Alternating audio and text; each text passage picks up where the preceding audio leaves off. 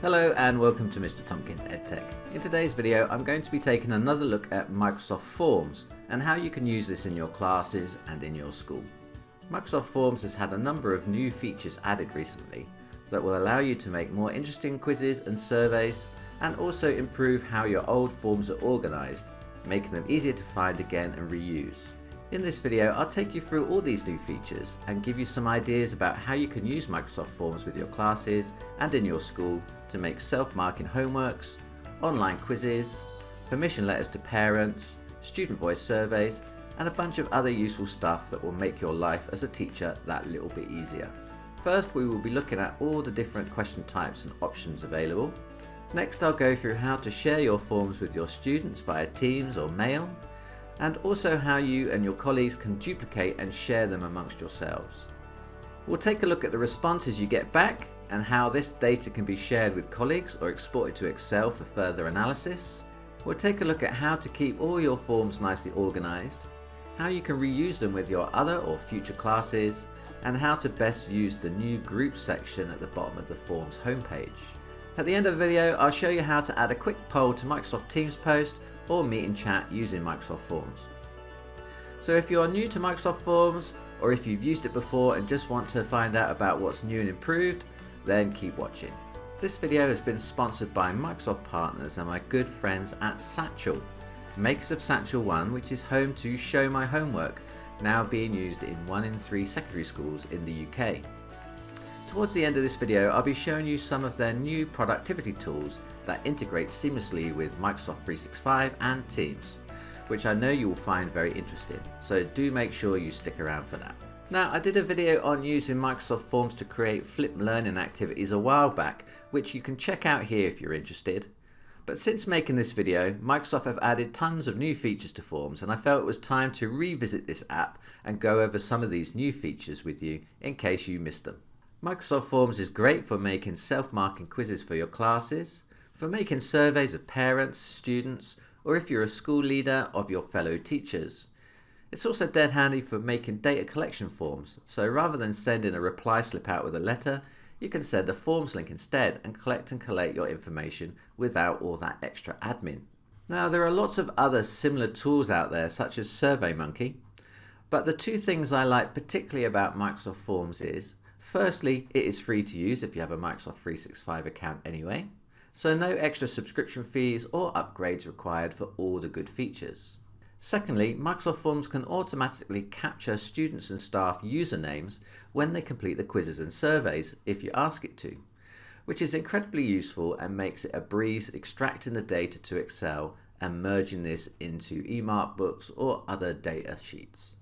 To get started with Microsoft Forms, just go to forms.office.com or tap on the Forms icon under the waffle in the top left hand corner of any Office 365 page. This will take you to your Forms homepage, which you will see has had a big makeover recently. We'll take a closer look at what's new here and how to organise your forms a little later in the video. For now, let's create a form and see what's new in there. When you create a new form, you need to select whether you want to make a quiz or just a form. The main difference here is that with quizzes there is going to be a correct answer and people completing the form will be given feedback on whether they were right or wrong when they complete the form. If you just want to make a data collection form or survey, click on this down arrow on the right and make it a form instead.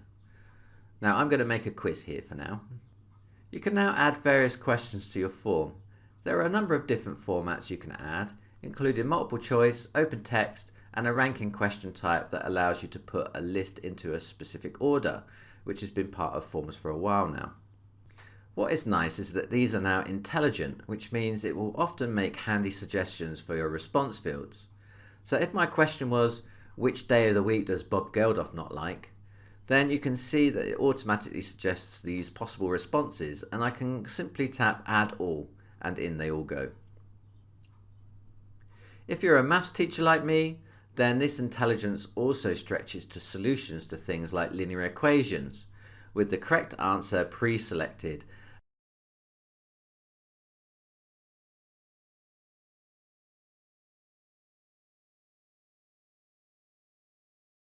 and will even then suggest similar questions so you can quickly generate a whole quiz. Neat.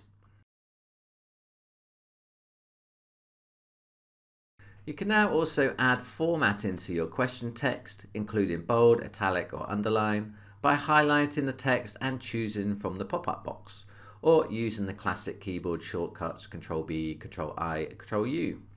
There are a couple of new question types that have been added since my last video, including the Likert scale, so strongly agree, agree, disagree and so on.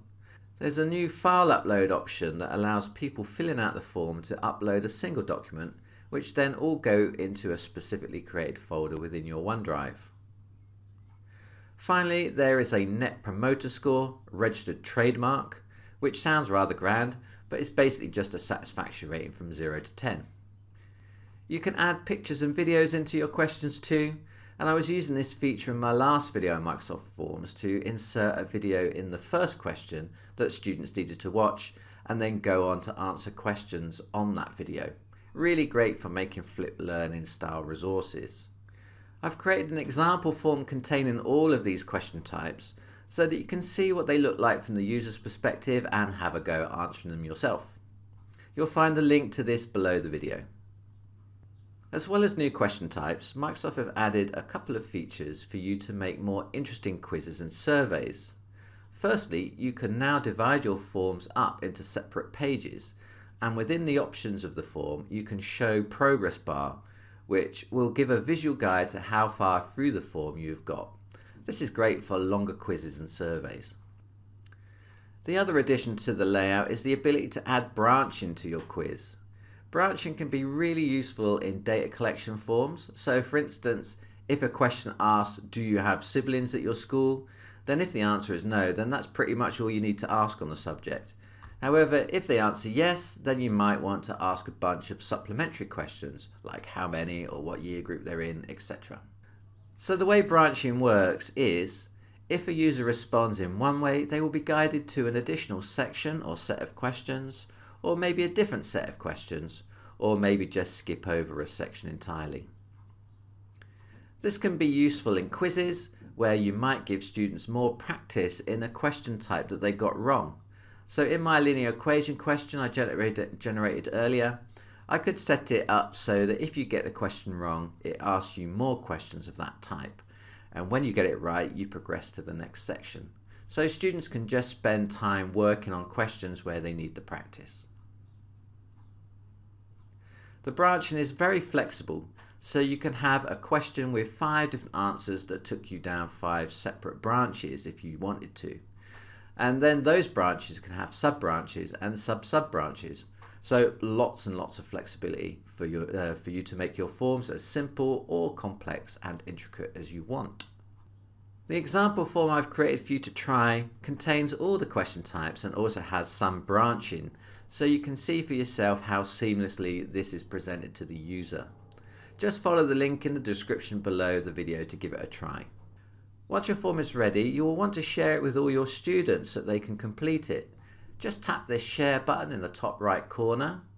Now it's the top link you'll need, and you'll be given a few different options to send it, either via mail or a QR code, or you can just copy and paste it into a presentation, or probably the easiest thing is just to grab this link here and paste it into Teams or an email. These links tend to be very long, which is not a problem if students just need to click on them somewhere. But you can get forms to give you a shorter, neater link by clicking here. The other two options here are pretty useful too. Share as a template allows you to share the form with a colleague. They can follow the link, press this duplicate it button, and they'll get their own version of the form, which they can just share as is with their own class, or edit and adapt it to their own needs. I've pasted one of these links below too, so you can see what it looks like. The other option here is to share to collaborate. This link can be given to a colleague to give them access to the original form, both to make changes to the form design, plus full access to the results data. Now it helps to be very clear about what each of these 3 links do. Microsoft Forms is very simple and straightforward to use, but where teachers do go wrong is getting these links confused and sharing the wrong type with the wrong people. Now there is one other sort of link you can share, and that is to the results summary page, which we'll take a look at in the next part of the video. Once you've shared your link, the students can simply follow this and complete the quiz. If you tick that only people in my organisation can respond, then students will need to be logged into Microsoft 365 to complete the quiz. But this ensures that their standard name is included with their results, so you can easily pair it up with other eMark books. Students can use Immersive Reader to help read the questions out, or even have them read out for them.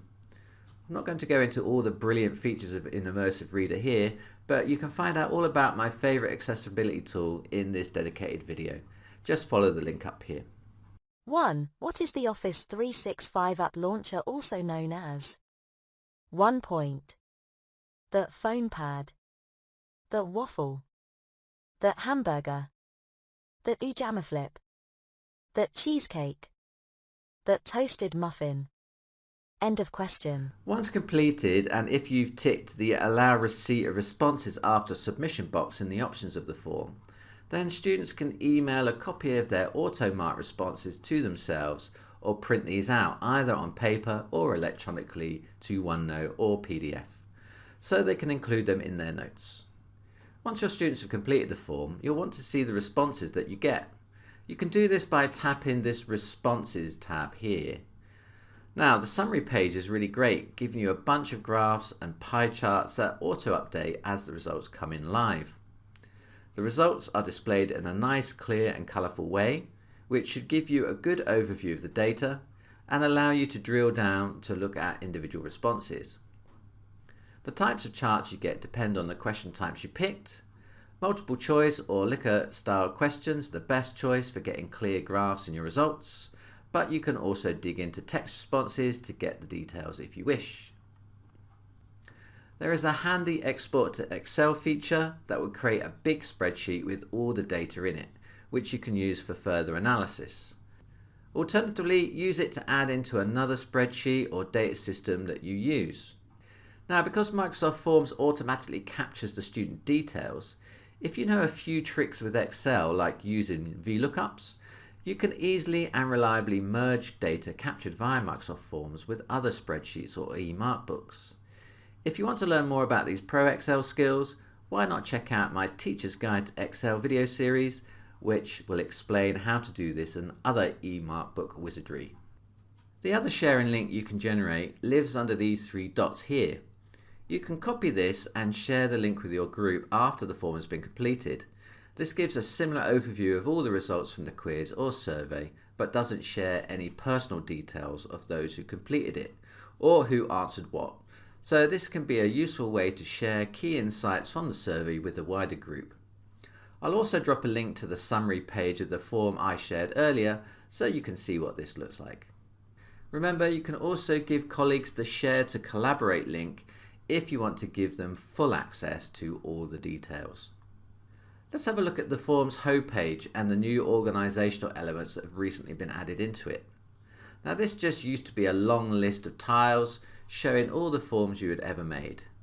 If you're feeling nostalgic, you can get this simple view by tapping on All My Forms link down here.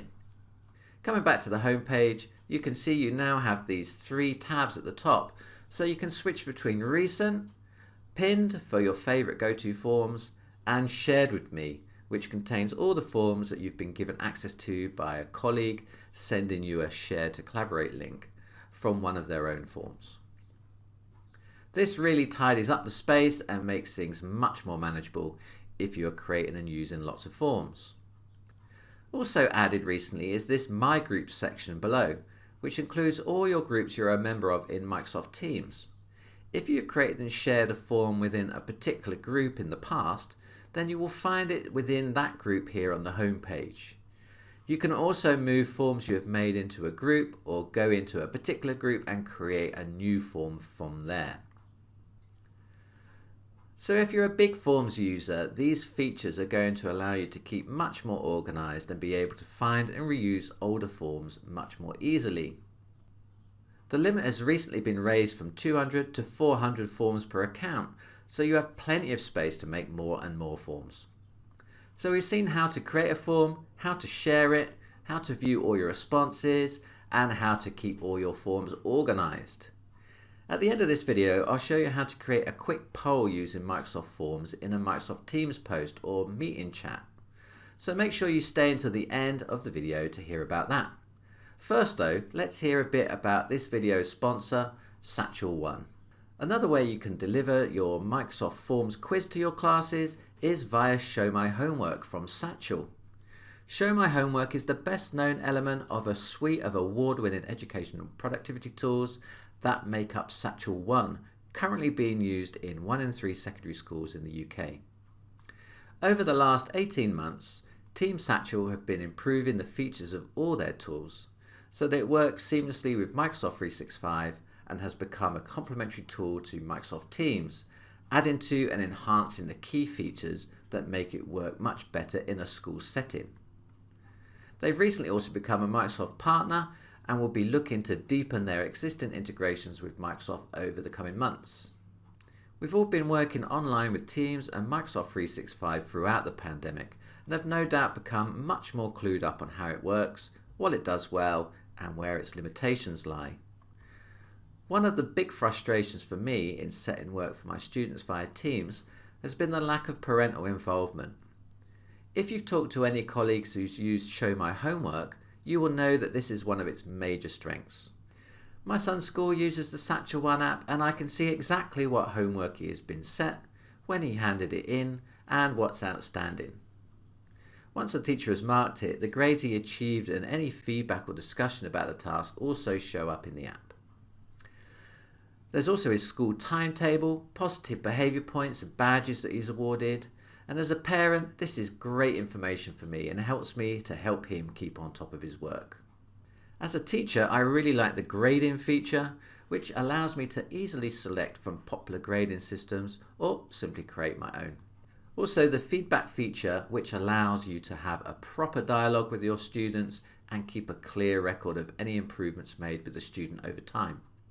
I also love the many high quality quizzes that other teachers in Satchel One community have kindly shared and which are really easy to find and set for my own classes. As a school leader, I get much better oversight of what tasks have been set across the school, allowing me to audit departments, year groups, classes or individual students to see if too little or too much homework is being set.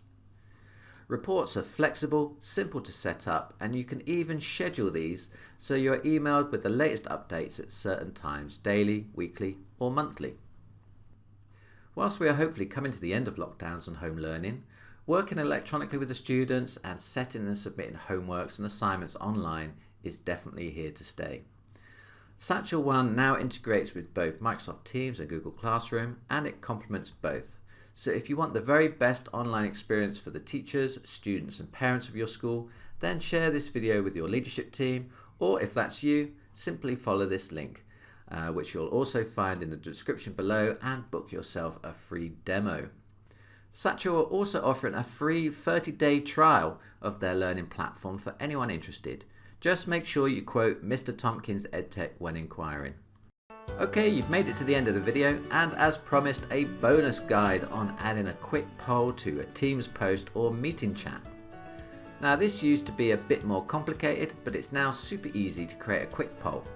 Just go to your Teams chat, either in post or in a meeting, start a new conversation and then tap these 3 dots down here and select Forms. You'll get this new dialog box appear where you can quickly type your question. How easy was that? It has the same intelligent response suggestions that you get in the full version of Forms, so I can quickly autofill all these and boom, in it goes. Really quick and easy to create and post.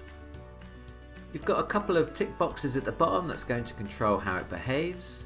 If you tick this one, it's going to show the overall results to a student once they make their own selection. And if you tick this one, then you can't see who answered what, just the total number of responses for each choice. Once you're happy with it, drop it in and wait for the results to appear. It's going to update live, which is pretty awesome. These quick polls are great for increasing engagement and don't count towards your 400 forms limit, so feel free to go wild and sprinkle them liberally throughout your teams. Okay, that really is all we have time for in this video. If you found it useful, please do give it a like, This helps give the video a nudge with the algorithm. Also, why not subscribe if you haven't already? I'm posting regularly on all things EdTech, and if you subscribe, you'll more likely see my new content suggested for you when you're rummaging through YouTube. Check out some more of my EdTech content by clicking here and here. See you in the next video.